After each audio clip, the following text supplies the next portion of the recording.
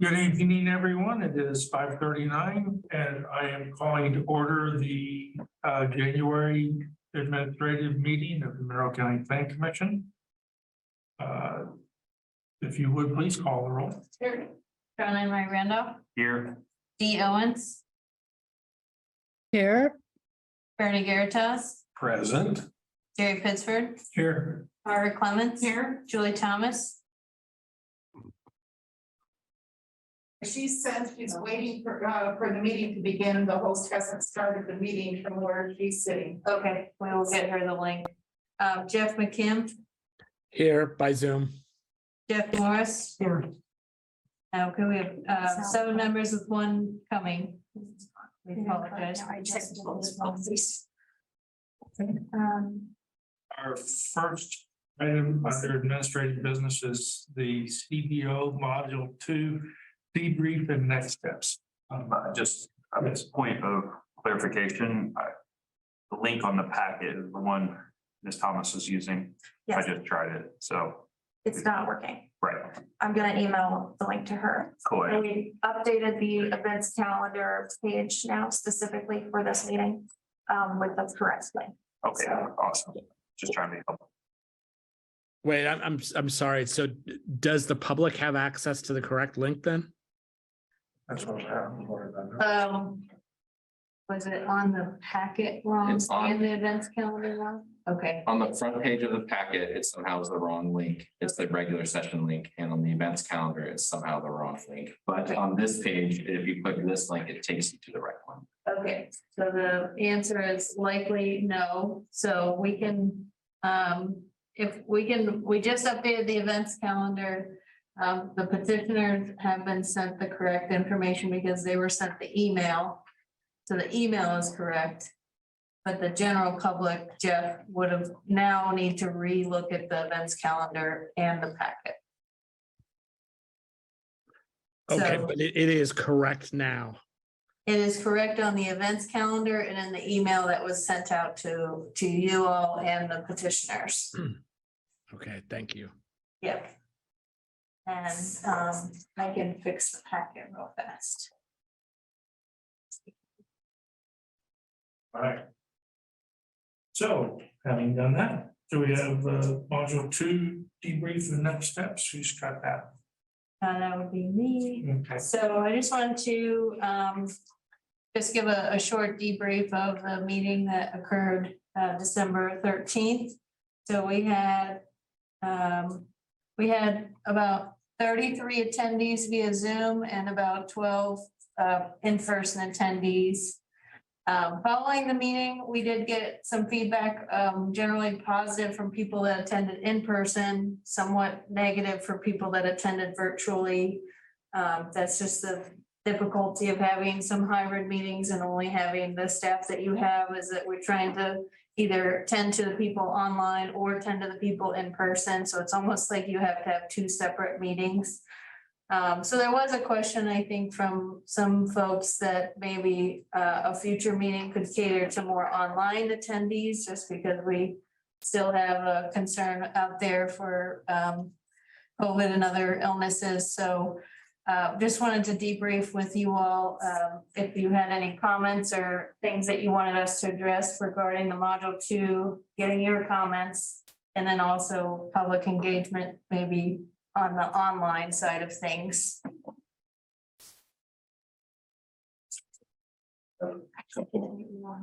Yes, Tron. Well, I want to make sure they're ready. It seems like there's a little shuffling around, so don't throw any more information your way. They're updating the links online and everything. I think that's great. I'm fine with waiting a second.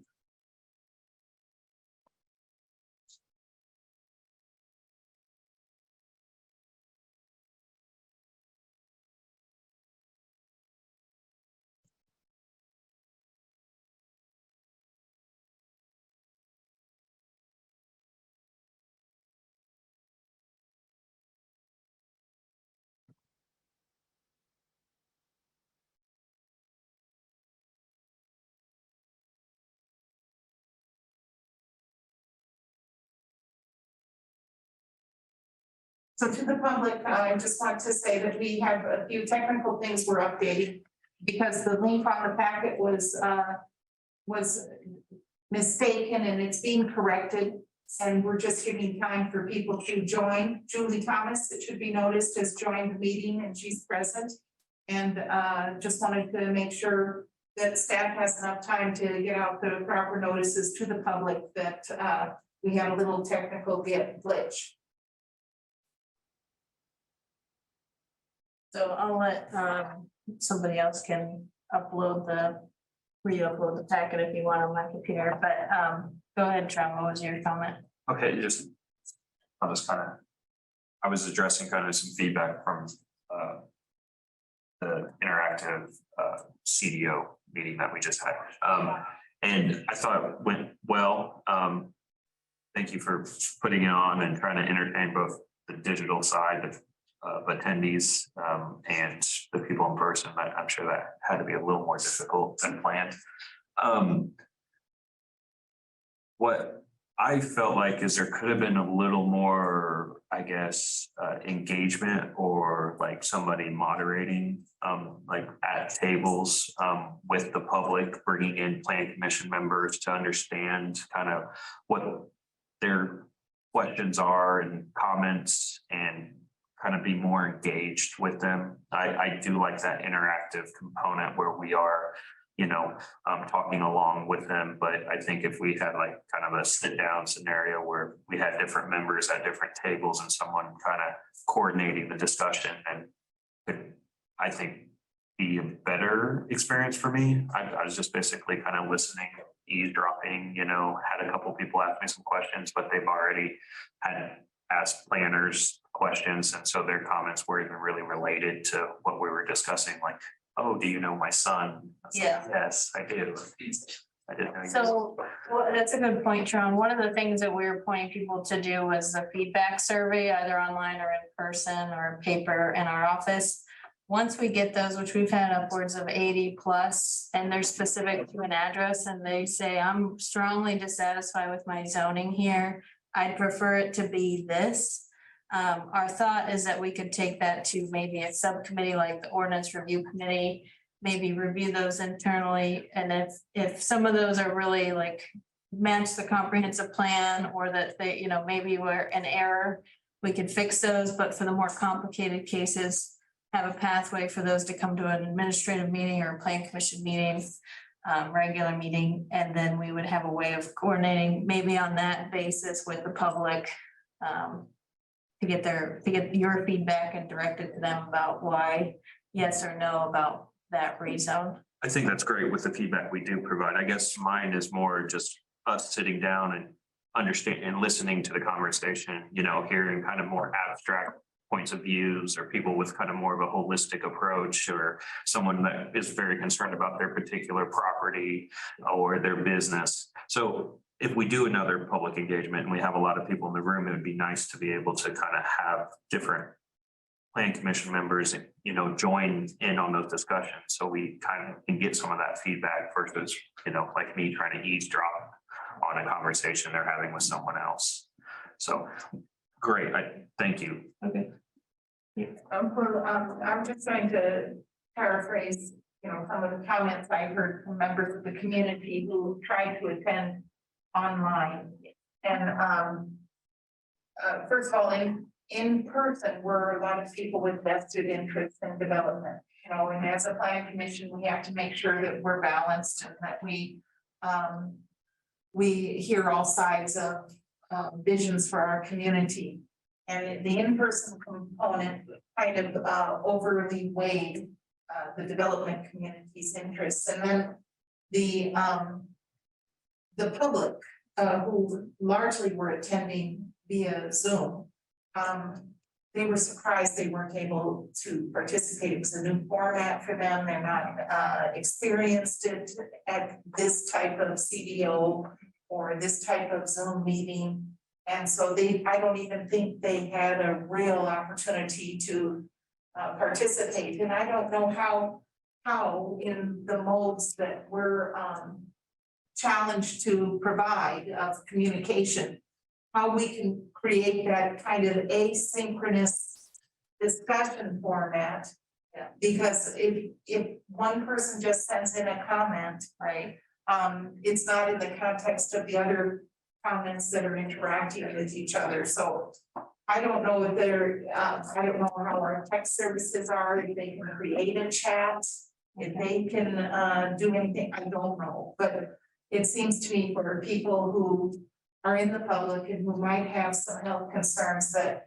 Having, group discussions from time to time where they're able to. Kind of parlay off of other members of the community, as well as planning staff and commission members, would be very helpful. Okay. So maybe I- more of a focus group setting. That would be good.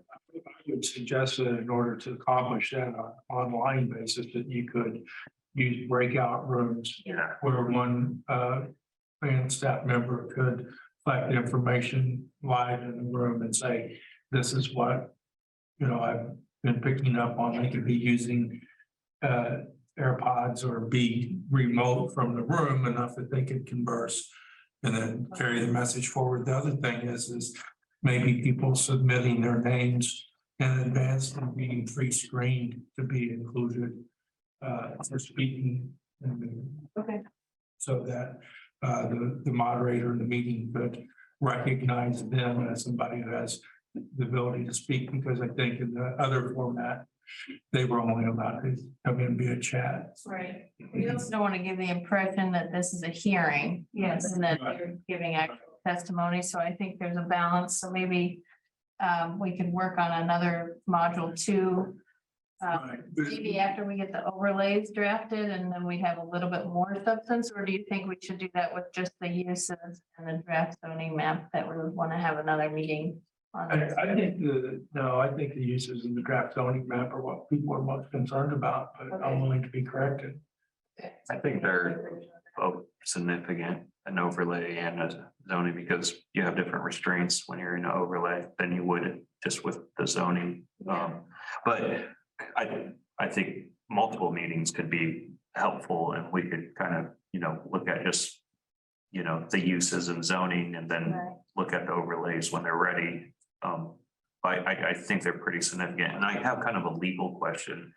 And if we wanted to bifurcate the kind of two different in-person meetings and virtual meetings for public engagement, are we allowed to do a public engagement that's only online? Because then that gives, I think, more time, more attention, and maybe even with plan commission members possibly going into breakout rooms and stuff, there's just more people available to help kind of facilitate something like that because I think we will encounter a lot of learning curves, especially if we're trying to accommodate people that aren't familiar with this, but would prefer the online environment. And so I guess that goes to you. Tron, I think you'd have to have the in-person component, Okay. but you could still tailor it, I think, to online. And then I Which would be guess, better. okay, and I bring that to you, Jackie. Do you think that would be something that the planning department would be wanting to do, is to kind of separate these two different types of public engagement so we can be more focused on the online environment and then the in-person environment?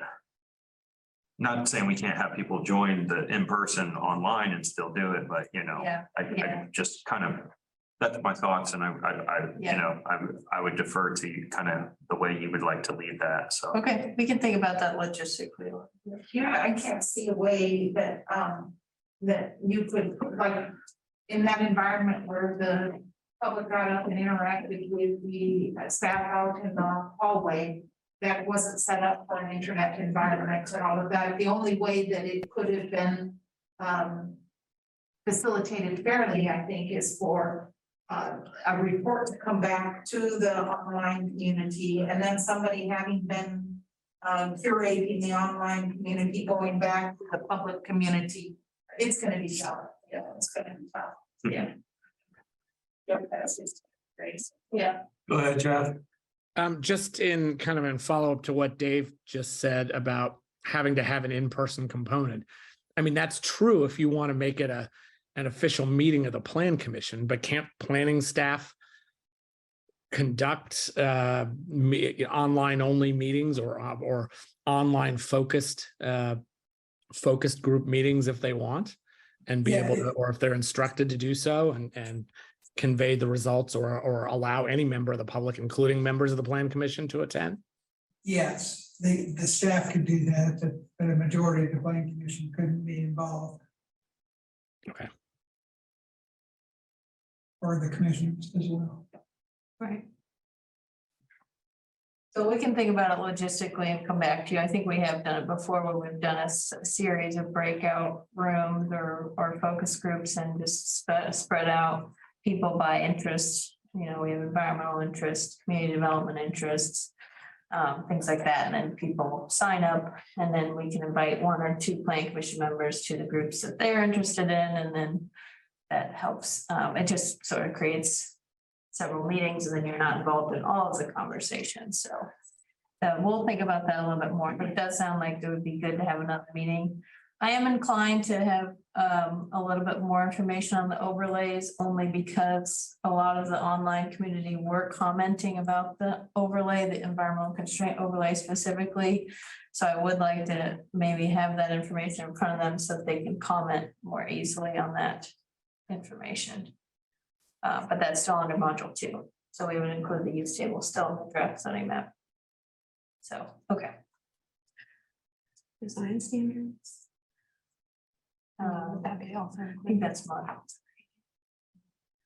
Okay, that was the debrief for the CDO meeting, and a reminder, if you guys have comments, we're hoping to get nitty-gritty comments in by zoning map amendment changes you think are appropriate or inappropriate, or uses that you think aren't fitting for the county or that are missing from the ordinance. Those are the kinds of comments that we would like.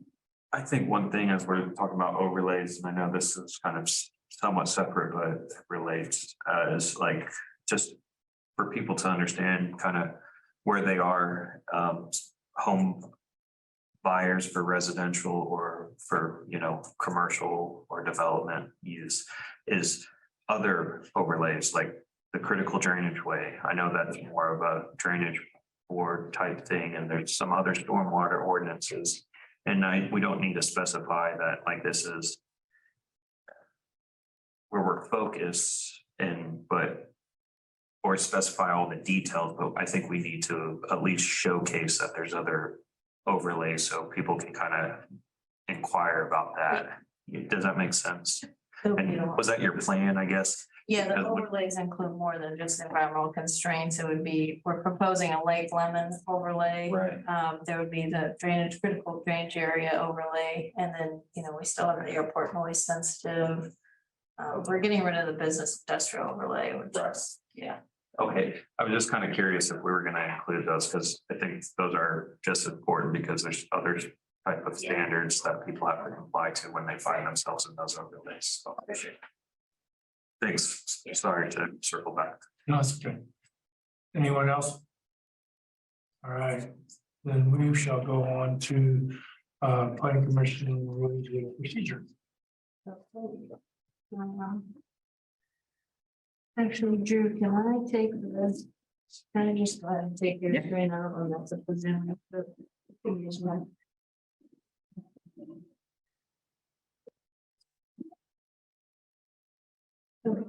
So the rules of procedure, we've put those together as amendments for you to review.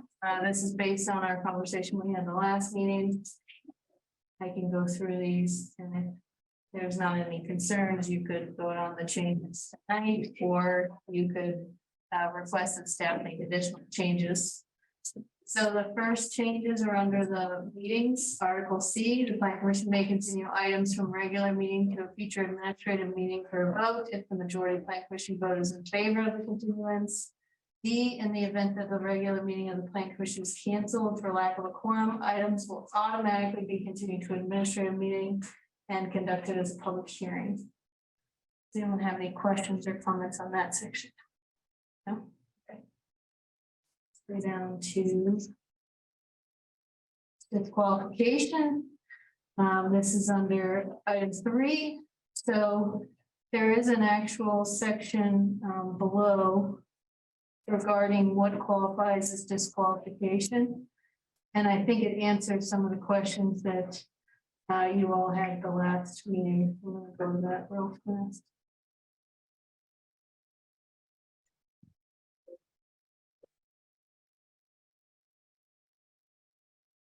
So it's members disqualified and may not participate as plan commission member in a plan commission hearing.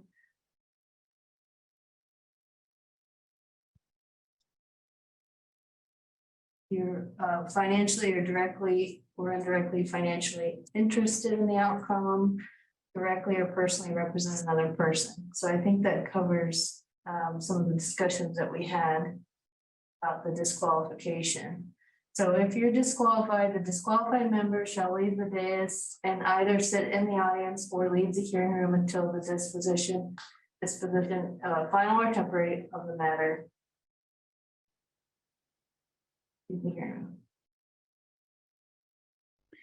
Then this one was plan commission member may not receive any mileage or compensation from the plan commission for attendance at a meeting during which the member is disqualified from participating in the entirety of the scheduled hearings. I want to ask what that means, the entirety. That means if you have a conflict with every single thing on the agenda? Correct, yes, and you wouldn't be a voting member, yeah, Or if your item is the only item on the agenda. correct, Well, same difference. Okay. I just have a grammatical thing, yes, for the entirety of the meeting rather than in. okay. Yeah.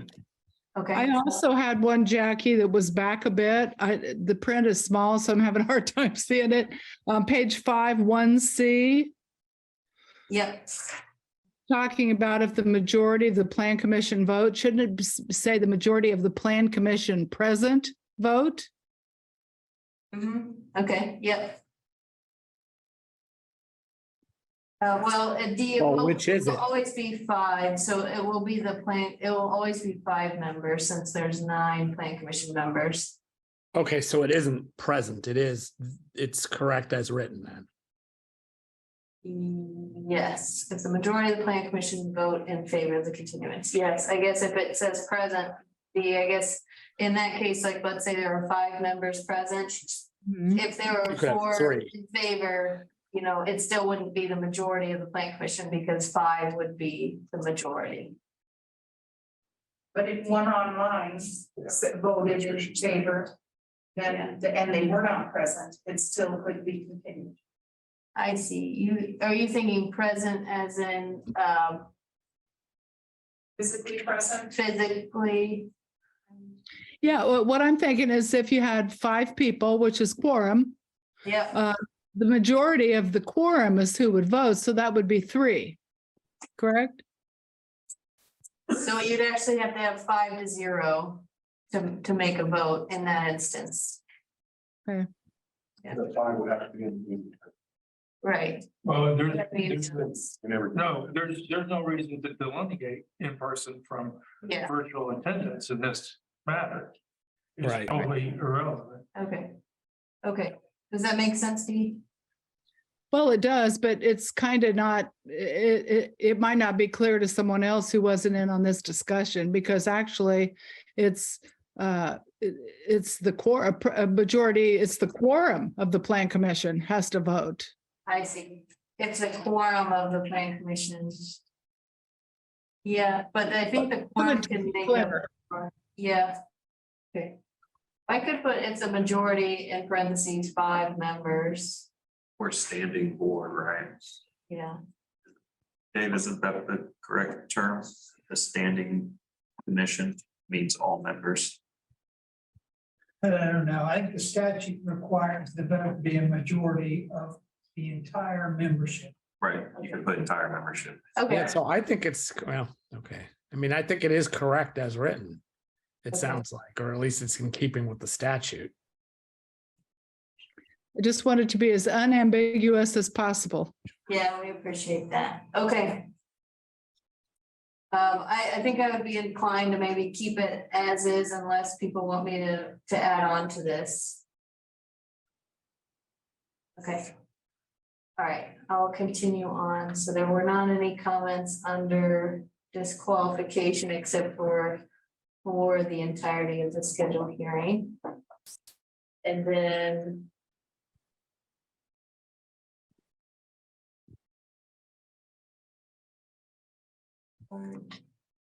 regarding the conduct of hearings. I did update the visual, Ian, our planner, helped create this one. It includes the sliding scale subdivision option. So it didn't have it before, and that was a new subdivision option, so we added that in. Was it always the case that major subdivisions were not heard, did not need approval from the county commissioners? Yes. Okay. Quick question on the new page, and I guess the next one, I guess I never noticed this line when we looked at this Oh, originally. that's from track changes. That just means delete. Okay, I was like, okay, are we eliminating that? So we No. actually have a new one, but we still have the plan unit. developed. Yes, Okay. the only thing that's changed here is it says sliding scale subdivision in these two options. So it just changes this to say sliding scale. Yeah, good question. The order of business on page 16. Letter H, 16 of the packet or 16 of the rules of procedure. the rules, Okay, letter H is about, it's just what happens in the meetings. Maintain, oh, Right. okay, Page, Yeah. six. Yeah. Letter H is public comment. We never have public comment. Is that something we should be more clear about having? yes, we started to, at the end of the PowerPoint, D, just include that right before reports by staff. That was something I believe was added to the rules of procedure around the time of the comprehensive plan. But we do offer that to people from time to time that have concerns about things that are not on the agenda or not on another agenda to come and speak at those at that time. I think it's limited to 3 minutes, I believe. This is my third year and I only recall that happening one time. So that's Yes, okay. yeah, I can speak to that. There's a reason for that, because at one time we had people who would come in and want to be heard about something, but it was not relevant to what they were doing. What was the guy's name, David, that used to come? David, yeah, that's the grub rule. You know, it's what that amounts to. I think keeping it at the end is good, and the time limit is fine. Yeah. We don't just stipulate the time limit, right? That's kind of more towards our discretion.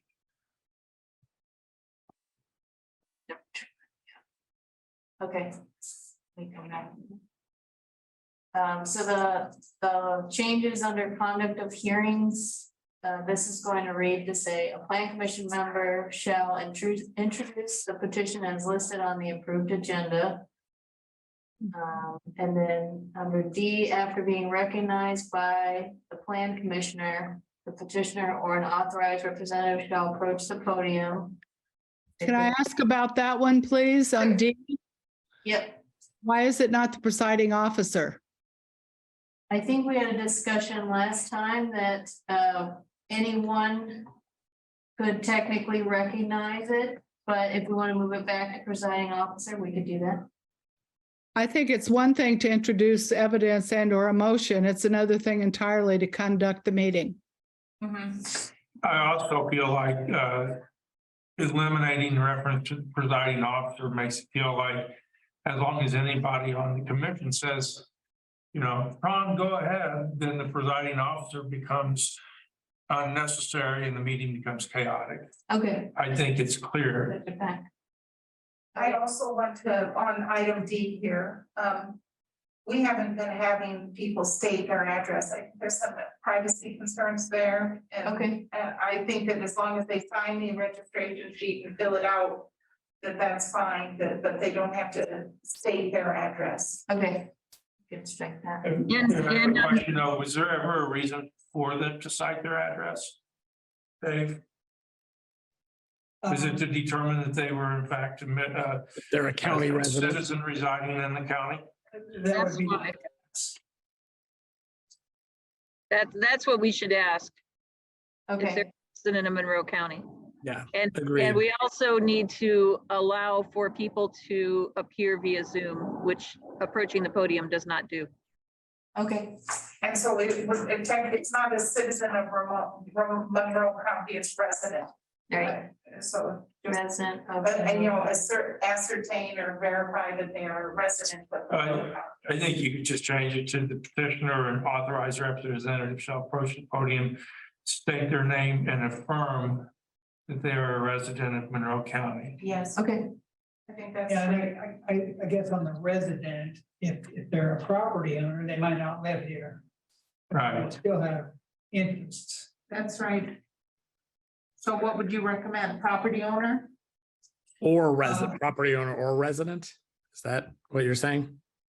Yeah, Okay, that's more inclusive. Okay. And then, so we'll change that to presiding officer and then change address to resident or property owner of the county, affirmed county resident. And then E, comments and questions from commission members and staff should be held until the end of the initial presentation unless a point of clarification is requested by a commission member or planning staff. Once the initial presentation by staff is completed or complete, the commission members may make comments and ask questions of staff. So it's just added in so that they know that they can ask questions at that point. Yes. Okay.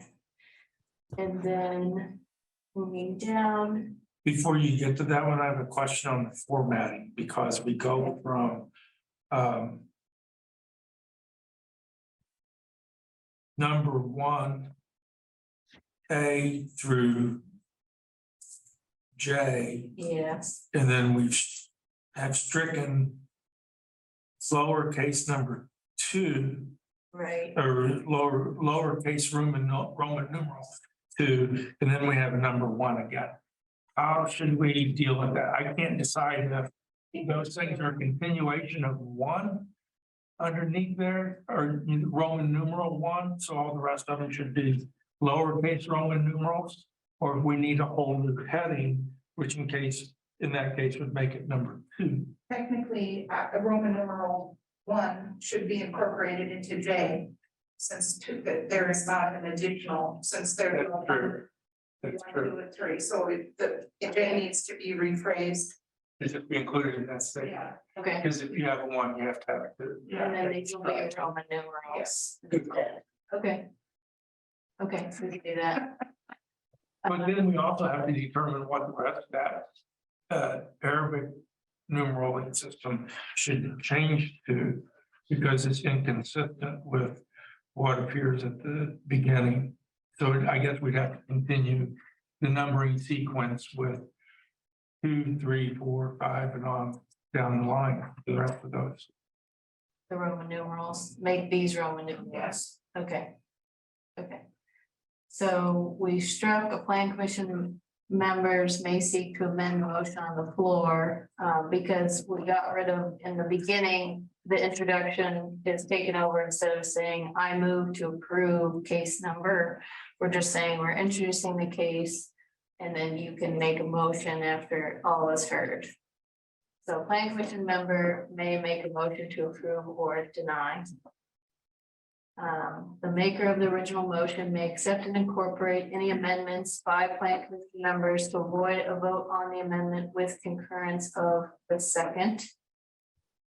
Then skipping down, when discussion is complete, the plan commission member will prompt staff to call for a vote on the motion. So this addresses some concern that once a motion is made, that you cannot have a discussion. So you'll be able to make a motion. And then you can either accept or deny any amendments to that motion, have a discussion, and then the plan commission member can say, let's go ahead and call for a vote. It seems like discussion has ended. Okay, so that does not need to be the president. That can be, anybody can call the question, correct? That was, I think, a change that we had made, yes. Right, the only issue with that is, and I realize we're not governed by any particular rules of order, but in rules of order, a member would call for the question and the president would affirm that it is in order to call for the question.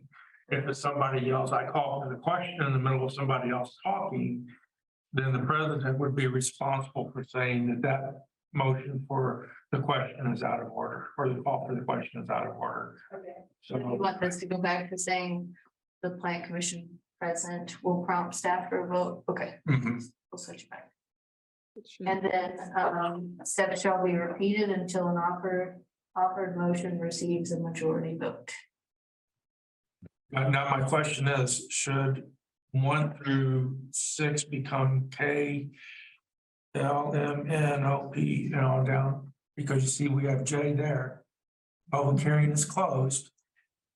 I think we could do that. We could also make a informal, under J, you could say the following conduct, or you could do something that infers. Did you incorporate the one that the number 2, or lowercase Roman 2? Can you just go ahead and include that into there? It was eliminated, so one is Going up to J. Okay, so, all right, so move I'll just say after the, one, just move all that up there to J, so we know what we're looking at, yeah, because that will make it more clear to me. okay. So, because it may be, planning commissioners, to discuss the I could say the order or conduct as follows. And then Yes. put a colon, and then it'll be okay to indent these still. Yes. Okay. On number 6 on page 18 there, you're almost to it. There you go. It says until the offered motion receives a majority vote. That may never happen. It may fail. Right. But that's kind of the way it is, right? We have to, if it doesn't stay with the plan commission, there has to be some motion that receives a majority vote, even if it's to forward it on with no recommendation. Mhm. Yeah, no, I think you may have in there, if it becomes clear that a majority vote cannot be achieved, then it will be continued to the next. Okay. Right, automatically continue. Automatically continue. Okay. Without a vote, without need for further vote. Okay. Which number? 6. But it gets continued on to the next meeting. It doesn't get. The next meeting of the plan commission, correct? Yeah. Okay, I'll And say the next regular meeting of the plan commission to be clear, so that unless you want it. Should we have like that be determined by the president of the plan commission? Just like you were saying, like Yeah, in any instance. if the president at that time feels like we're not going to reach a majority vote, they can have it continued versus, right, versus someone kind of just getting a sense of the room. Yeah, you can put it the next regular meeting, but if you're in a particular situation, you want to handle it soon, you can always go to. Right, I think that it's a responsibility on, Right, I think just like Jerry was saying with, right, I think the chair of the meeting at that point would say, I would favorably entertain a motion for continuance. Because they can't literally continue it unilaterally anyway. There is a somewhere here in the rules, it does say that any member can vote or can make a motion to continue anything to a next meeting. So it's already considered in another area.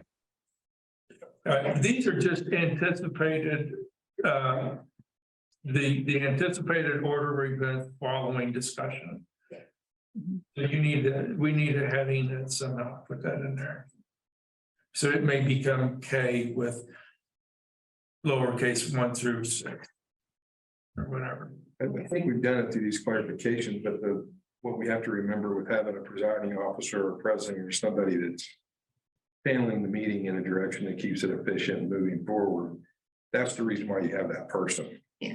Kind of piggybacks on what you were saying, Right. Jerry, Right. that you can't have people just starting, I want to make a motion or cutting somebody back or cutting somebody off. It's got to go through a channel of a person that's running the meeting in a way that everybody's got a chance to talk, public's been heard, for and against, or whatever the case may be, so. I do have a quick question on, and I'm not backing up here, but what did we discuss the last time under on page 18, number 1, where we have a motion to approve or deny? Yes, Should that not be just make a relevant motion? I think we did discuss that. I referenced the commissioners ordinance that they have their rules of procedure in ordinance form. And so theirs says approve or deny. I think, Dave, did you and I talk about this statement? Does this need to say, there was a long discussion about whether it needed to say approve, deny, continue, approve with conditions. That's what. Why don't we just change it to a planning commission member may make a summative motion. Or a relative, well, summative, I don't care, but Summative means concluding that this motion ends it. So that would be my Okay, inclination. okay, make it summative. All right.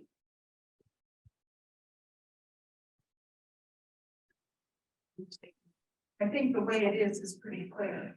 Okay. That's what I think.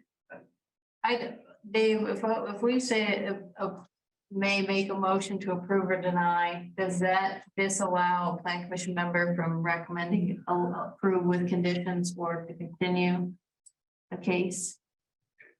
Well, you've got another rule in there that says that they can continue, right? Yeah, So we'd have to read those two provisions together. okay, But in some cases, aren't we just forwarding with a recommendation? Yeah. Which is not a motion to approve or deny. right. The motion is I move that we forward this to the commissioners. That's why I think it's under the motion. Okay, I don't think it's summative. I don't think it's a summative motion. I think it's a motion regarding the dispensation of This the positive. petition. There you, This positive, Now we're sounding That's like Jeff Matt Davis. Flaherty. okay, I'll make that change. I think it is summative in terms of it settles the issue for that meeting, but how do I know? Don't know how that, yeah. Okay. And then the last change was something that we'd already added to the rules of procedure regarding the bonding being letters of credit or cashier's check for PDs. Does anyone else have any other comments on these, or I'll make the final revisions and come back at the next meeting, hopefully for. I think you've done a great job. Yeah, thank you. You have really done a great job of responding.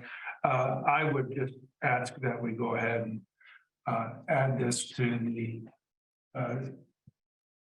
next meeting and we can vote on it there. Okay, you want it the regular? Not in the meeting. Yeah, I'm happy to have these cleaned up and corrected, so thanks for your work on it. Okay, and then the next. That way we can have a dispositive motion on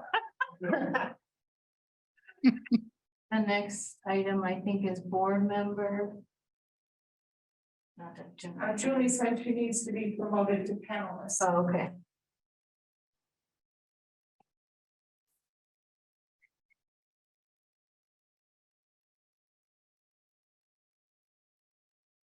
Unless that's. I think it might be a message, yeah. Julie, are you okay or do you need to be promoted?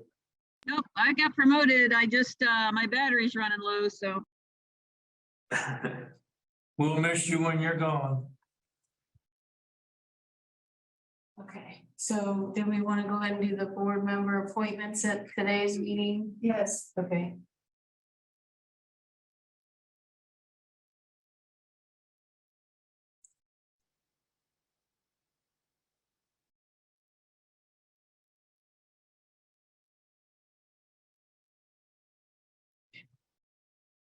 So here are the current appointees. Oh, thank you. Yeah, you're not.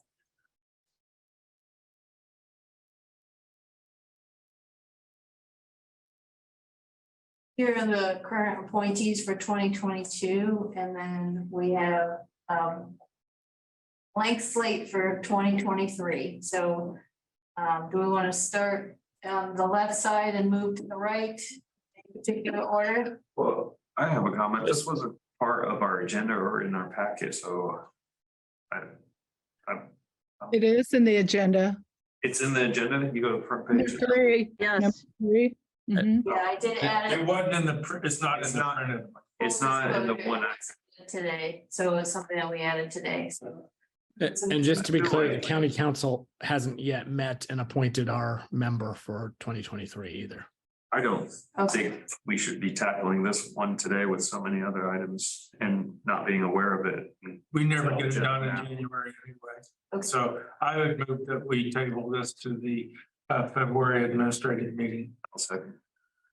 okay, I can go ahead and follow. Okay, thank you.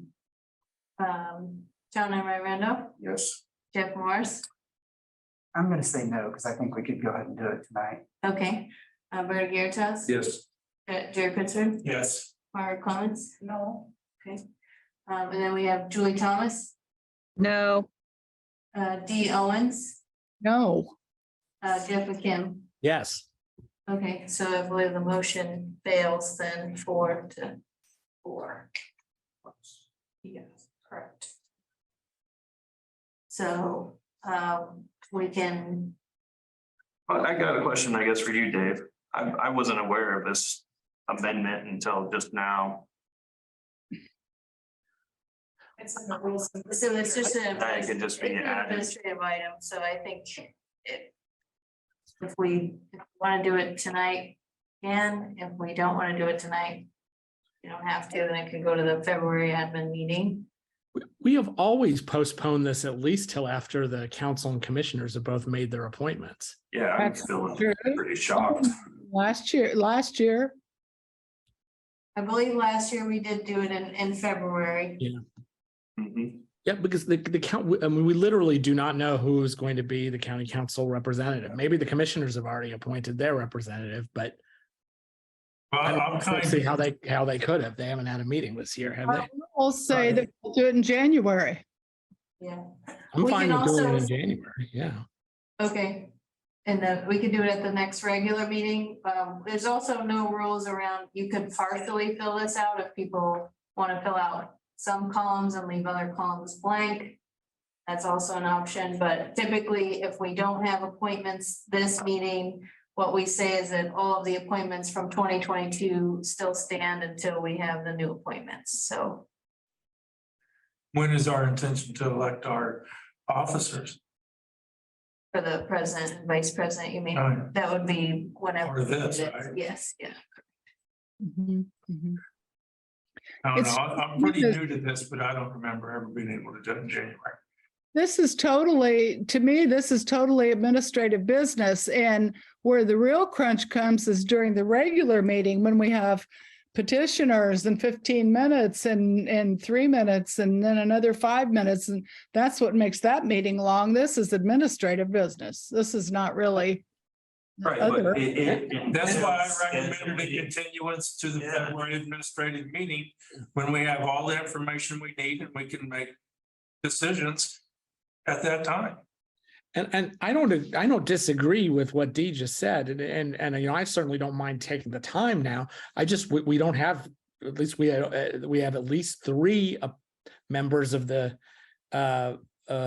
plan commission that have not been seated for 2023. And we don't have the ag agent here yet. Right, that's the 3. Right, Yeah, okay. that's what I meant, but yeah. I would just. That's one of the 3, sorry. and I just remember last year, there was a lot of difficulty because people weren't present. And then it was, well, we can't appoint them. We can't appoint, and I just feel like, well, we're 8 of us are here. Let's get rolling and see what we can do. It's you know, I think there are standard things like the council member and the commissioner member usually serve on the executive committee because of the information that's shared at that meeting. I don't think that changes no matter who the member is, so. Mhm.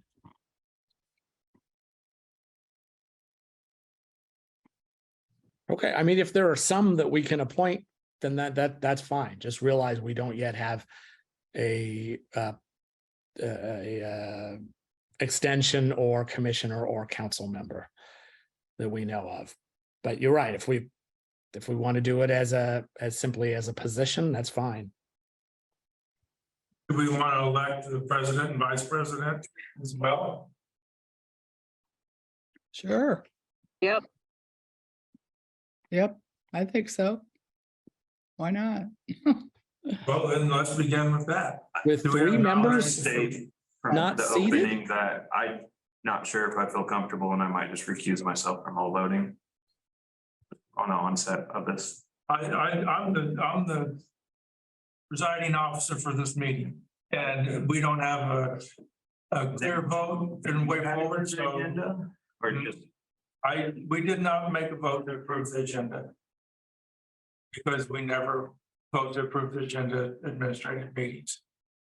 So this was added to the agenda at the last minute for some purpose. If To it's find- an oversight or what, could I see the agenda so I at least can see it once? I mean, where I it's printed stated the on, agenda this morning. Is that the last minute? that's not on there. Well, it's in the bylaws that the appointments are made the first meeting of the year.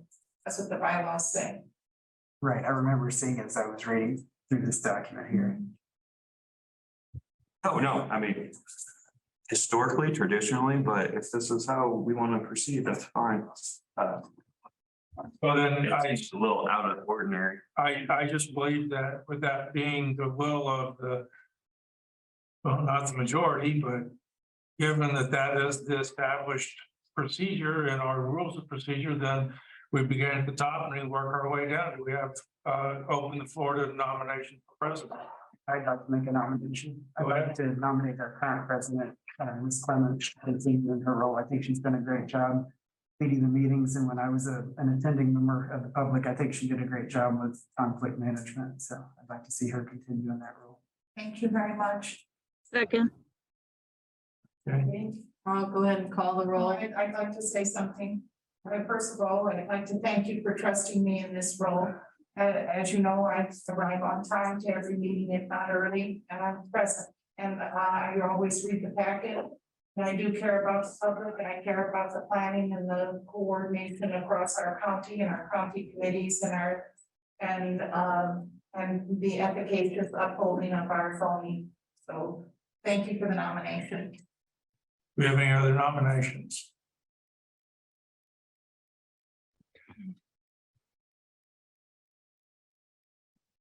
You can go ahead and call the roll. There appearing to be none, to have a motion to move to the vote.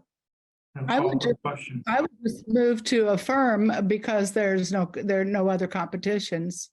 We're So- on video. We need to do a roll call. Okay, we can roll call affirm. I'd move that we roll call affirm. No, it's stipulated in the policy if we're doing online and there's online members attending that it has to be a roll call. Right, I think what she's saying is she's I making a motion to. didn't finish speaking. affirm. If you excuse me, you didn't allow me to finish my statement. Oh, go ahead. My statement was that I would like to have Margaret affirmed via roll call as the president for 2023. So we have a motion to affirm. Is there a second? I believe we already have a motion on the floor, do we not? We do. So we can. Well, we opened the floor for nominations. So we had a motion and a second. But we did not call a question. You just opened the floor for nominations. I can go ahead and call the roll then. You have a question, on point of order. Do we need 5 people for this vote of president to be able for the motion to move through? Yes. Okay. Okay, I'll go ahead and call the roll. Jeff McKim, No. P. Owens, Yes. Julie Thomas, Yes. Sean Enright Randolph, I recused. Jeff Morris, Yes. Craig Airtons, No. Gary Pittsburgh, No. Margaret Clements. Yes. Okay, motion fails 4-3. So do we want to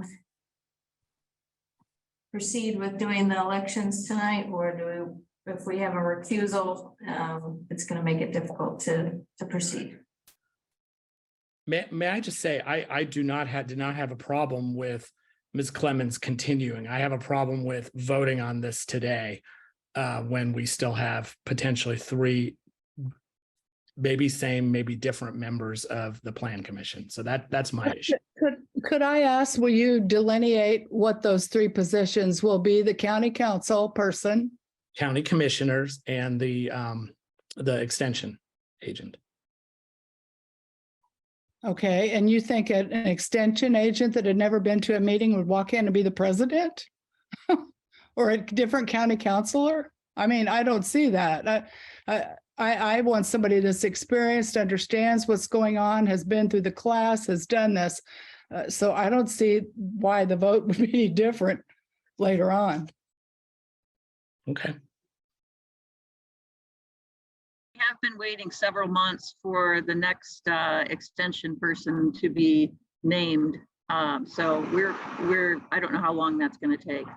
I'm just saying that we did the same thing last year. We waited until we waited until February because the council and commissioners have not yet appointed their members. And we ran into trouble getting all of our committees appointed with members because people were absent. And I would hope we could avoid that again this year.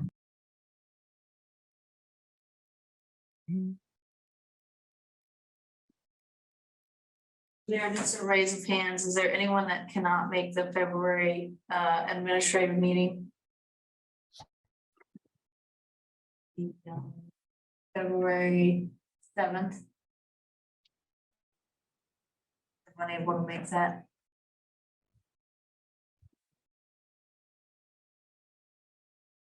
I'm able. Okay. So I'd ask again, do we want to go ahead and proceed with the elections, or do we think that it would be better to wait?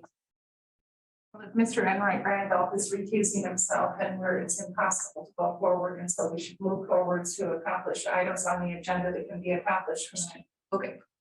Well, just with that, I want to state that I haven't had a chance to look at any of this. And, you know, one of the underlining things to recuse yourself is when you have a lack of information. I have a lack of information on my own schedule, of my dedication to what positions I may want to nominate myself or others for. I haven't talked with anyone in any regards to serving in these subcommittees and such. So to McKim's point, I don't necessarily have a problem with kind of who wants to seek which office.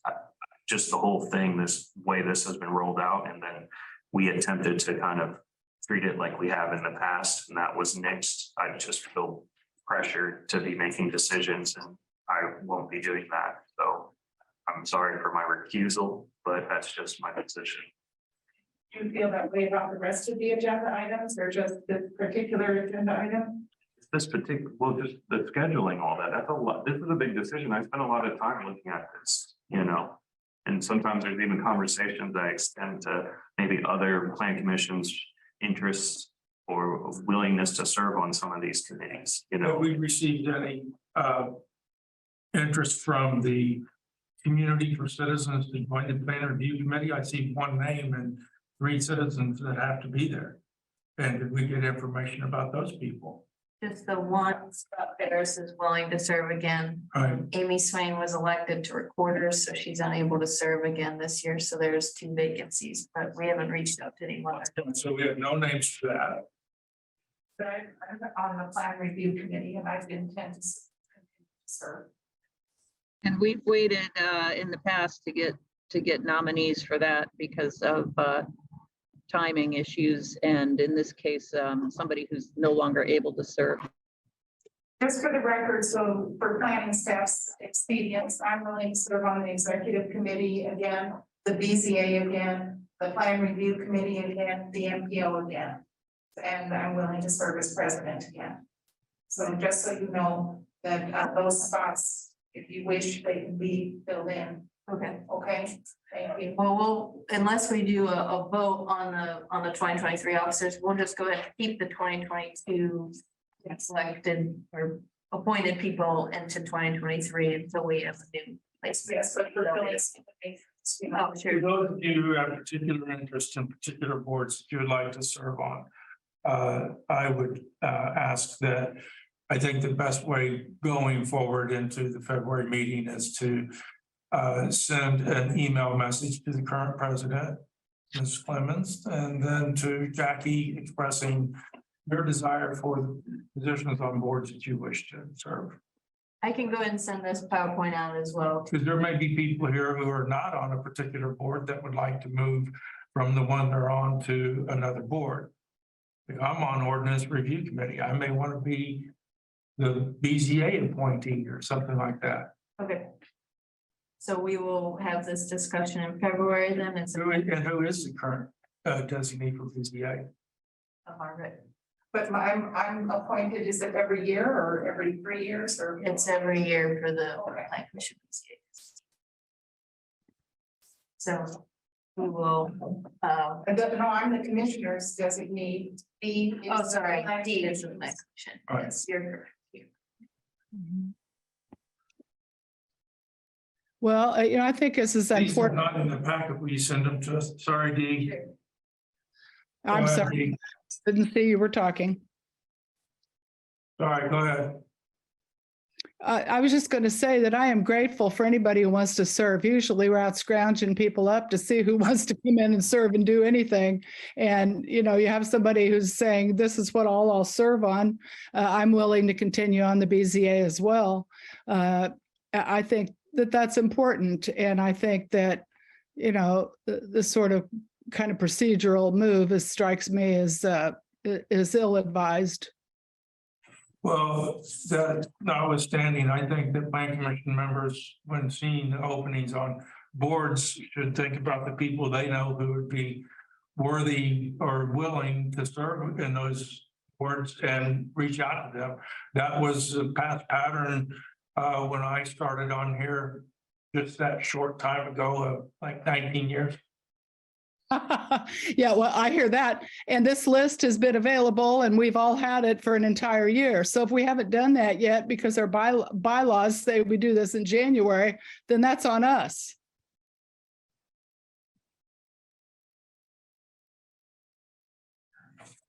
Time for our meetings to be efficient, and we've spent a lot of time on this issue. So as Mr. Pittsford recommended, send me anybody who would like to serve on a committee. Send it to me and a copy to Jackie, and before our next admin meeting, we'll put it out there and see what happens, and we'll hopefully get it done in February if everyone is willing to vote. Staying on our agenda, unfinished business, Whitehall Business Park PUO Amendment 1 final hearing. And do you have any update on this? Just a couple of notes that came in after the packet was published. So they are amenable to doing an access easement for the county. They did provide a new site plan, but really it's just showing 36 feet of that northern driveway back to the Monroe County property owned. I guess I can scroll back so you can still see. They are wanting to discuss maintenance sharing responsibilities that the county might be willing to enter into for the improved road portion of the access easement. They've also stated, this is Mr. Daniel Butler, would the county be opposed to a gate for security purposes? The language of the easement can be produced by the owner, reviewed by the county to address some of these questions. So those are items that are going to be added to the packet. Yes, and the site plan is not wildly different. He's just hatched in and should Right. identify that easement. So we have an idea of what's coming. Okay. Any other updates? Thank you, man. Under new business, the first item is SMN-21-11. Mayor Shepherd Minor preliminary plat right way with waivers requested. And we have Tammy Bear. This is one kind of old.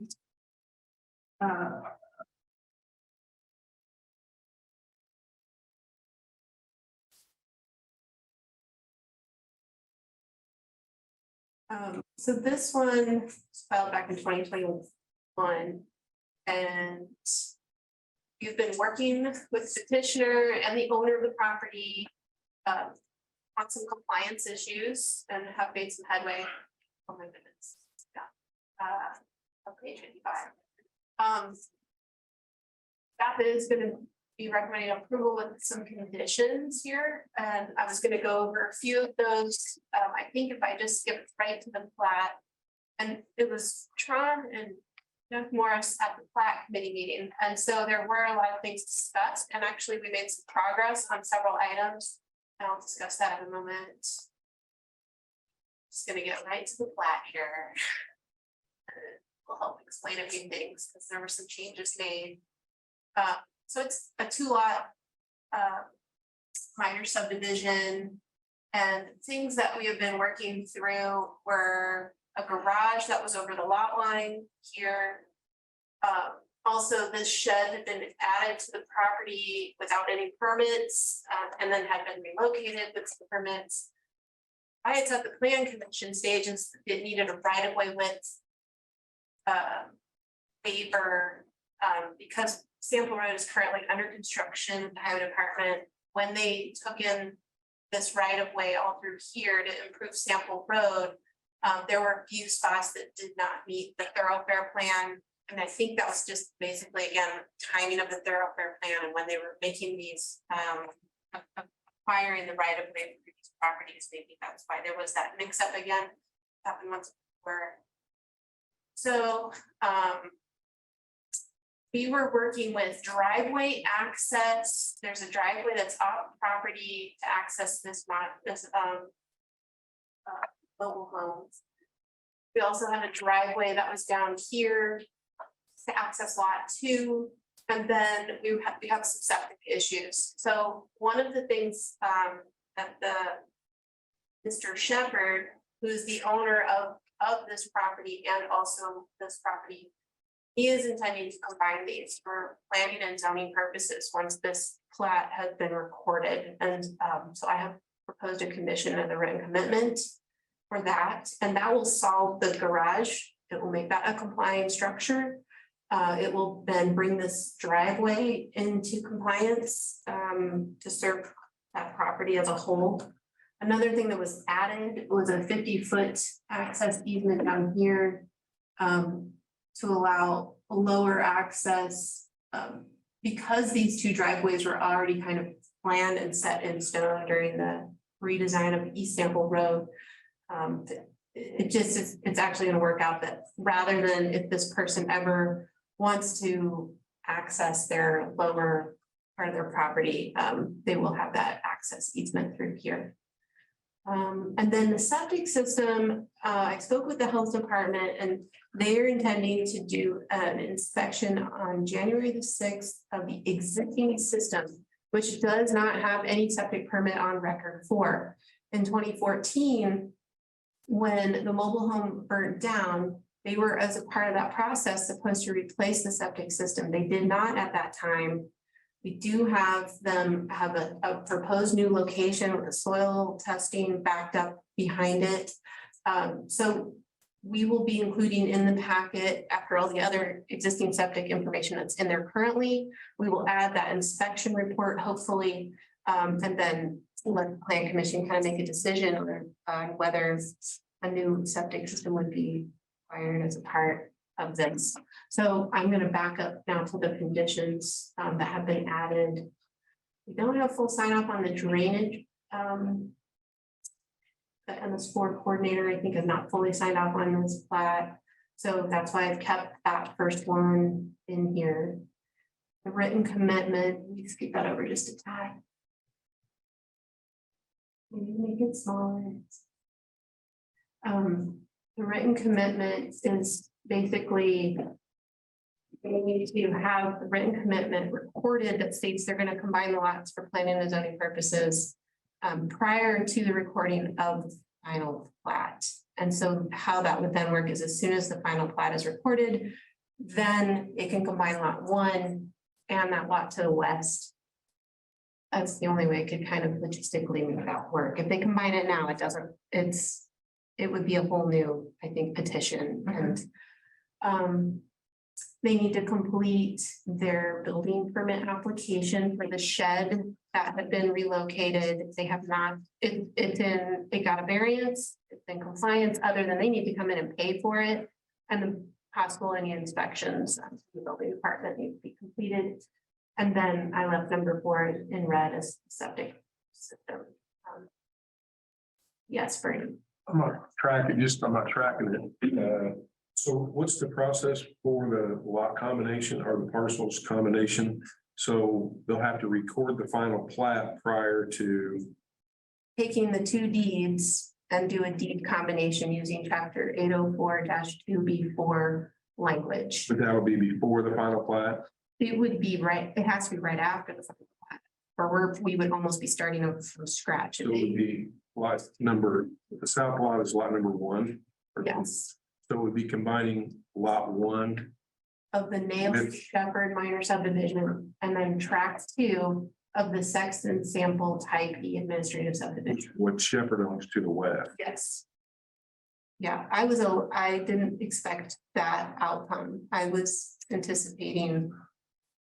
In fact, I had presented 2 other things to his representative. And that had not really been proposed. So that would be a plat vacation also. Because you're changing. Are you not changing the? This is the point, Bernie. I hadn't thought that. I mean, I'm not trying to get in the weeds here, but. Yeah. Wait, I don't think it needs to be combined, no? Okay.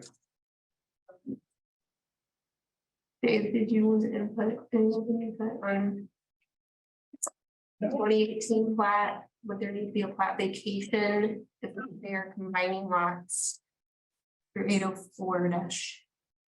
I don't think so. And then on the septic system, just curious, do we not require on an existing septic? I'm not saying that we should, but I'm asking, do we require an inspection on an existing system when a parcel is being subdivided? Not normally, but when we found evidence that they failed to install a septic that was required in 2014, I think that was, and the plat committee discussion led me to seek out that route. That makes sense to me. I was just asking about that. That's the filing process. So that's totally cool. Okay. I have some. Yeah. Not as significant. Is that was the same Monroe County Plat Committee on the top of this page? Probably not. And then I guess, then when you go into it, it says Plat Committee and then recommendations, I guess maybe before the final hearing that. Okay, can update report. Thanks. Yeah, absolutely. Sorry, I spent a lot of time reading. Last week was an extremely weird week. It was staying 3 days. Well, this was a very interesting thing, so I do want to say kind of from where our discussion was and to what we're seeing today, did an excellent job. There was a lot of nuances to this that could have really became practical difficulties if they sold those lots out and didn't address some of these concerns. So thank you. Yeah, I agree. Thanks, guys. Any other questions or concerns about this one? All right, we're going to move on to item number 2. This is REZ 22-10, Pedigo Bay from Forest Reserve to, what is SR? Suburban residential. Okay, gotcha, sorry. This is preliminary hearing and they're requesting final waiver of final hearing. And speaking of errors, I just noticed this recommendation has a limited business instead of SR. So this is correct. It's currently zoned Forest Reserve going to SR. This will be the first time next week that you'll hear this petition. The plan review committee had multiple good questions. for us. So I've already started filling out for the plan review committee what they asked. So these are, although you've never seen it before, the red is what Peter C wanted to know. One of the questions that I'm sure you've probably already come up with is, can this property be developed, you know, can it be further subdivided? We were able to determine that it couldn't be. There is one question on here that was brought up by the director, which I would maybe like some input on right now, which is, so should the remaining portion of the property be included in this rezone? So we are looking at a proposal of 3 acres on just this side. This is all zone, this is all one common area under the Petticoat Bay subdivision. And this is this rezone is step 1 of step 2. Technically, so if this portion of the property is rezoned SR, then some of these properties right here are planning to absorb essentially what they've considered their front yards for a long time. So if it's approved, they'll go on and do a type B, 5-lot type B with 2 plat vacations. Our concern is we'll also have to amend the common area of the Petticoat Bay major subdivision to make it just these 2 lots. In 2014, this portion was rezoned and became a private package plant for Petticoat Bay. So after this rezone, we would have AgRR, FR, and CR if approved. SR. So we would be looking at a remaining, I believe it's 1.5 portion of FR, which would technically be non-compliance. We could request that the homeowners association includes the rest of this common area be included in the rezone. We also could allow the nonconformity to exist and rezone the parcel at the time of the CDO. Mainly because it's already non-conforming. A portion of it is already AgRR, and that was done in 2014. So we're looking at 1.6 zoned ag, 1.87 would be remaining FR. So does anybody have opinions? The terms was on outside of the road anyway, I think. Yes. You make it better. It all kind of stays worse. It's all still non-conforming. The FR is technically already non-conforming. Yeah, I'm just saying that we have multiple zones for those parcels. We're actually making it better, I guess, because we're getting rid of that. On the north side, we're combining it into existing lots to make all that homogeneously zoned SR. So then there's just those 2 lots on the other side that are still for zoning, but you've got public right of ways between them. It's not like there's this undefined line between where the zoning starts and stops. It doesn't bother me to have the different zones, I guess. So we're keeping track of what zones, parcels that we are coming across and have been for quite a while now for the CDO map. So we've already, wrote it down for this to be reevaluated, but Jackie, did you have any questions? So this was one of your notes from the last meeting. Yeah, so during the process of the preliminary plat amendment, you guys could separate off those 3.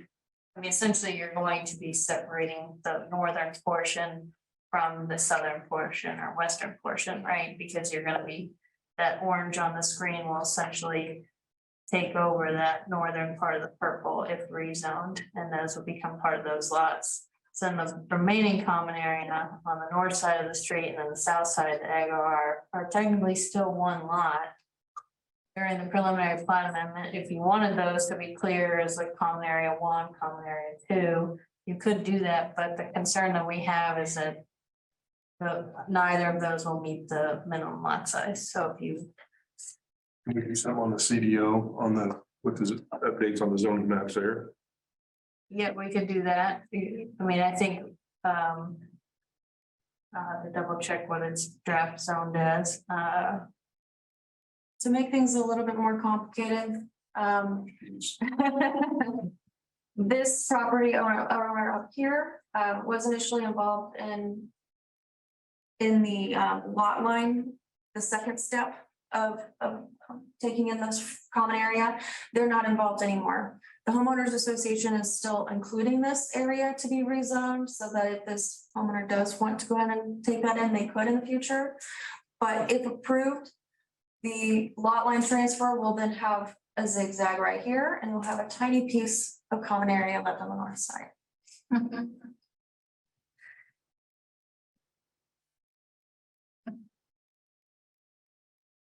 I guess I have this, one general question, and I guess this is for plan review committee members. I'm kind of curious, it seems like there was some discussion, and it says kind of one, I guess, point one, is there an ability to subdivide the property once they add more acreage to each of the lots? Was that a plan review committee member asking about that? And I guess, does anyone want to expand on that discussion? Does anyone have any thoughts on this rezone? Because there's a lot of moving parts here, and I'm kind of curious how all of this has precipitated outside. Go ahead. Yeah, so it can't be further subdivided. That was a question that they answered, and so the portion of that red text will. Concern was that if this was approved, somebody could then build a house in front of existing houses there. Okay, and so that can't happen. And it cannot. Yeah. This was a tough one to digest. I think, yeah, maybe let's talk to the homeowners association, see if they're even receptive to including all of that area. I didn't know about zigzag on the north side, so that would be part of the common area, because it's too small to even create as like a separate entity. Yeah, I think we just want to reevaluate what the configuration of the rezone might be. So yeah, they're still proposing to rezone the whole area across the road. Right. Okay. All right, that is what I have. Okie dokie. Number 3, this is REZ 22-11A. Can we do ABC all at one time? Yes, All right, it's all related. so yeah, these are all rezones related to the town of Steinsville. Great.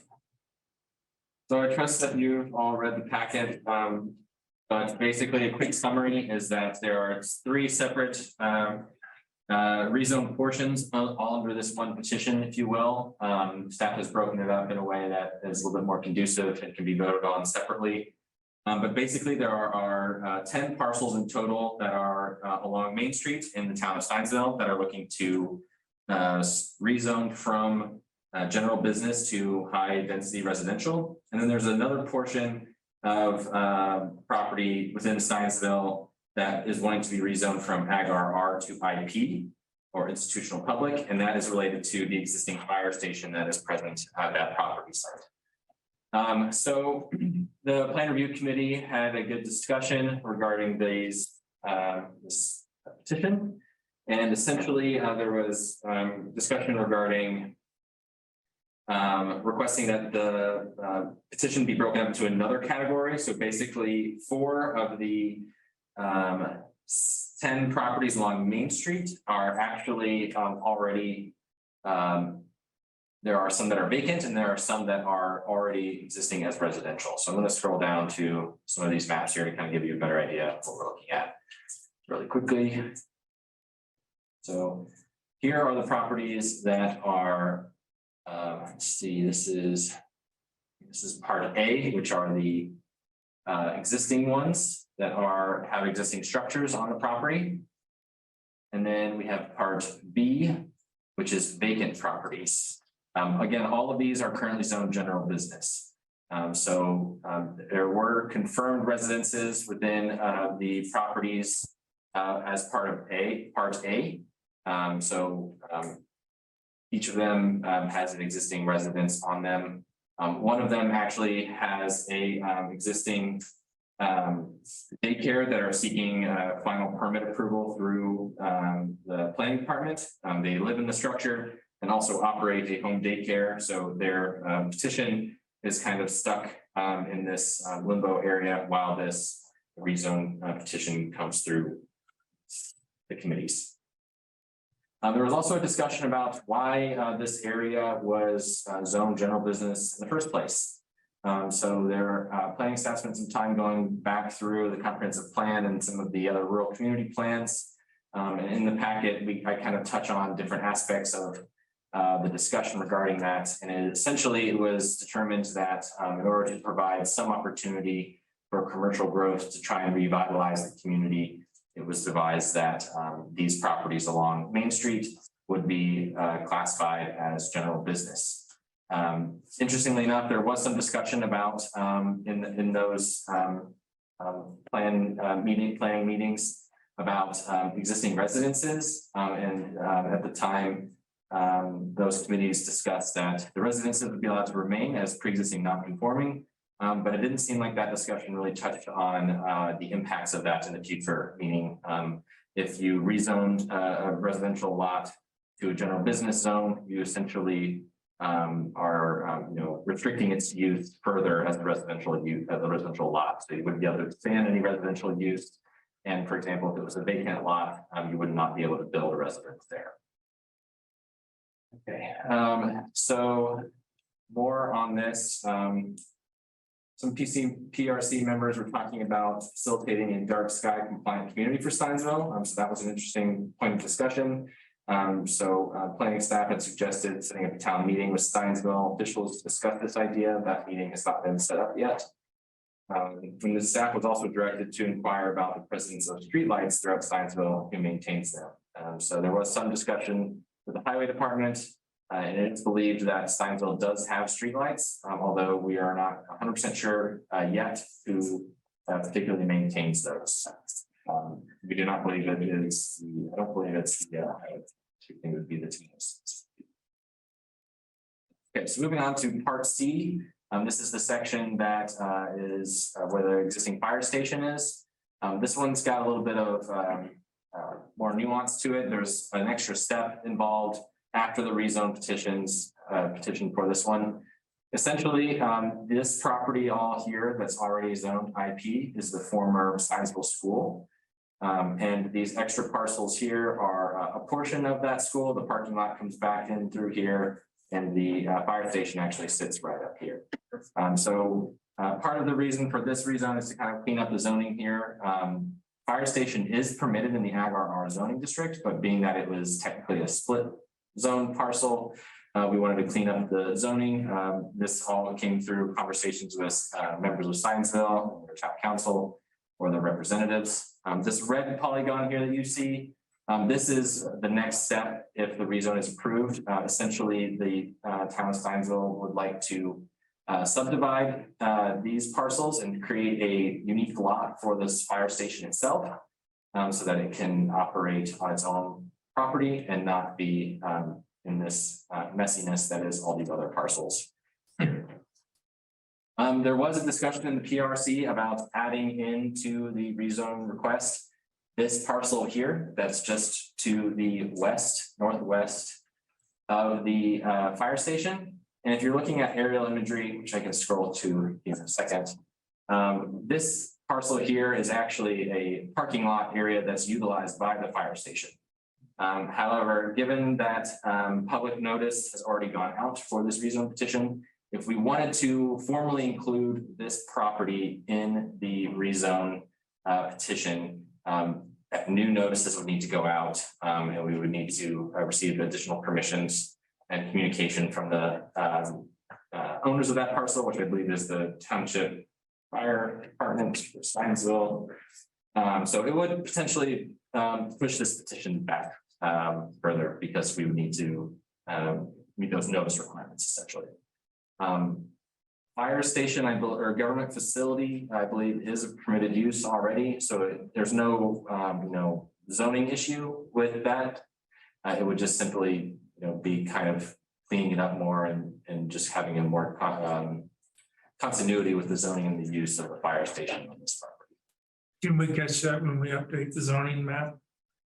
I think that is possible. I don't see any reason why not. And again, you know, the only real reason would be just to have some continuity Right. of the use there. I think it'd be pretty easy to do it then. That's where I was gonna go. Quick question, but that's a separate parcel anyway, where the parking lot is, correct?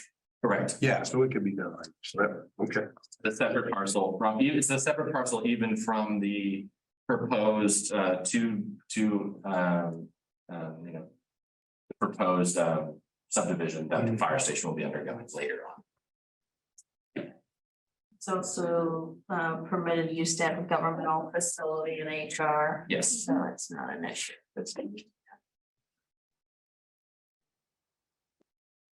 So I think, It'd probably be good to have the parking lot and the fire station under the same zoning designation. Yeah.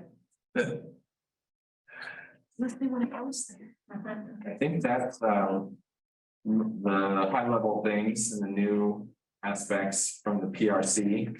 Does anyone have any questions about the packets that or requests for information before this goes to the regular session? Go back to that one slide where it shows the new configuration of the parcel of where they want to build the fire station and the old one. So they're actually going to turn that into two separate parcels right there. Is that? I can actually, there's an exhibit towards the end that I was looking at that. I just was trying to make sure I had it correctly. yeah, so here's the zoning map. So these blue parcels are the two parcels that are involved in the rezone. And this red polygon is just a drawn shape over this map to kind of help you see what the future proposed subdivision would look like. So they would incorporate, you know, some of these parcels here and just kind of reconfigure it. Okay. Later on, there's exhibits that also show a more formalized version of the configuration. Some of these exhibits too that are new from the PRC meeting. I added little stars to the properties that are confirmed as I believe are vacant. And the remaining ones are you know, there's an existing structure on them and it's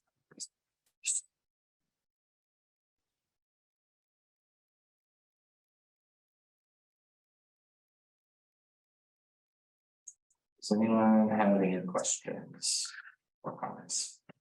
You really presented that well, and I really appreciate what you're trying to do. I just wonder if there's an opportunity to talk with people in Steinsville. You know, I would like to maybe be involved. This, you know, if that's possible. About the dark sky. Yeah, just to see, I don't wanna hold them up, but maybe I could, There it is. maybe by talking, there could be something new that comes out, but maybe not, you know. Yeah, we have good communication with the town manager. Would be great. Thank you. So it was historically known as like a place to gaze the stars, right? Steinsville, is it? I thought. I mean, like Someone, No, it's historically known for UFO sightings. okay. But that's where that conversation came from about kind of trying to minimize the lighting. I'm just, I think that's a great thing to create, to kind of capture that historic value. I can't remember who brought that up in discussion.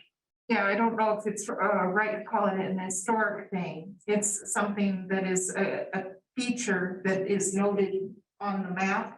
And that it might be worth preserving, you know, it's not, dark sky compliant areas are something rather new, not historical. So then there are a lot of economic development opportunities surrounding dark sky areas. And for this community, it seems to me like it could be a perfect fit. You know, if they wanted to really develop a plan and really go for it to really attract, you know, get on the dark sky circuit where they could have astronomers from our area go and guide, you know, tours of the night sky. It could really be an attraction, but it would take a lot of cooperation, collaboration and development and commitment to come up with it if people are on board, but if nobody's on board, it would be impossible, you know. I think the UFO sightings coupled with a liquor license would be a great opportunity for success. They'd be golf course. Are there claims of UFO sightings? Oh, yeah. Are there really? Yeah. Oh, yeah. They're everywhere. They most generally appear after your sixth or seventh year.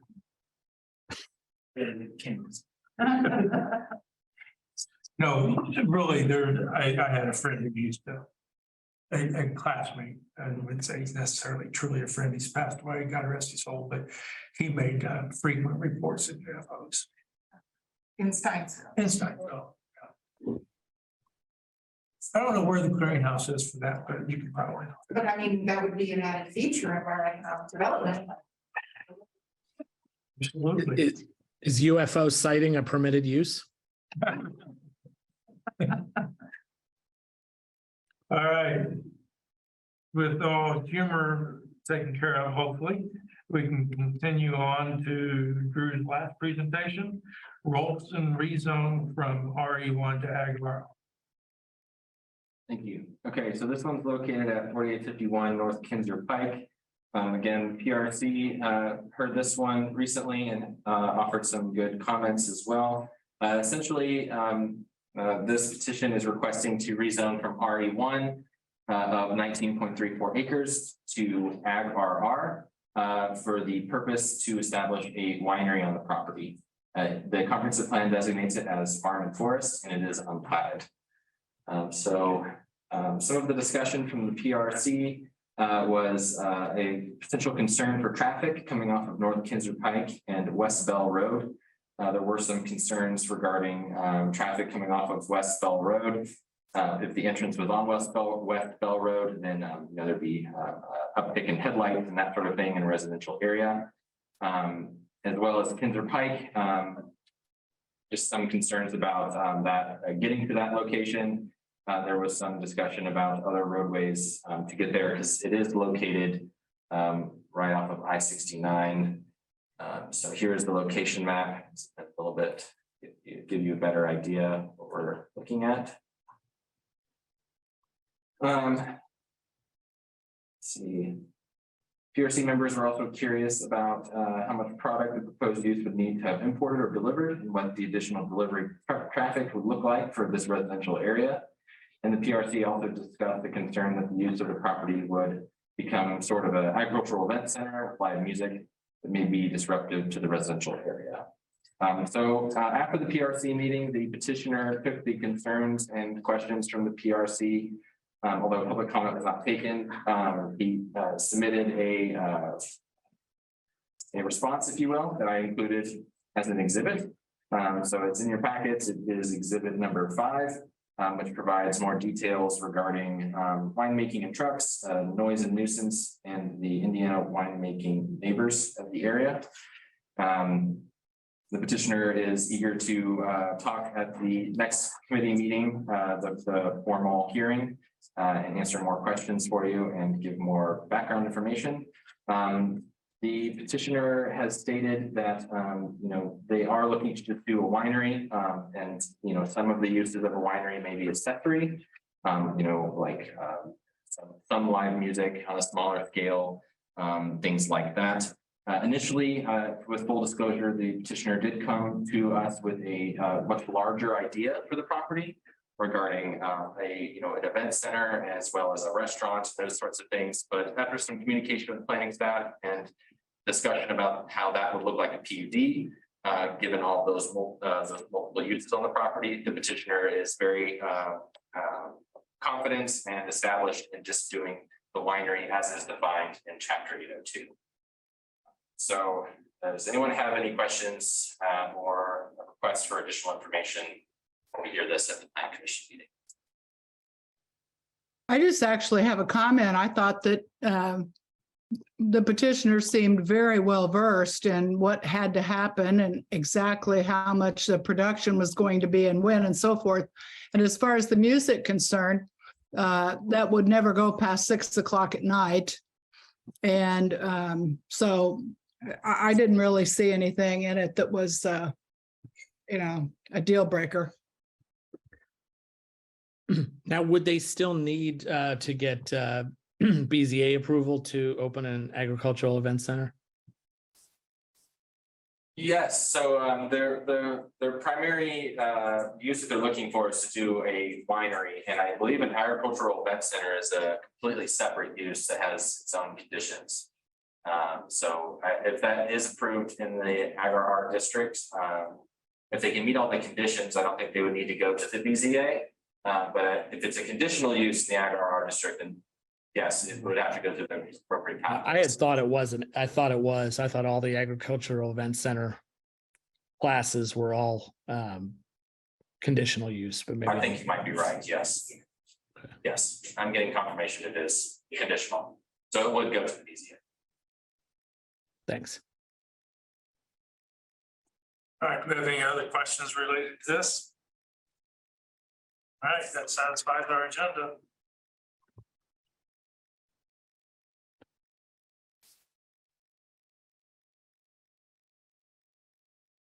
Do we have a formal, or is it, are we done? I think we. We'll do adjourn. Last time I did that, I just told that. Let's just end it, no, we didn't have to be coaching. Okay. All right, thanks, everyone. All right. Thank you all.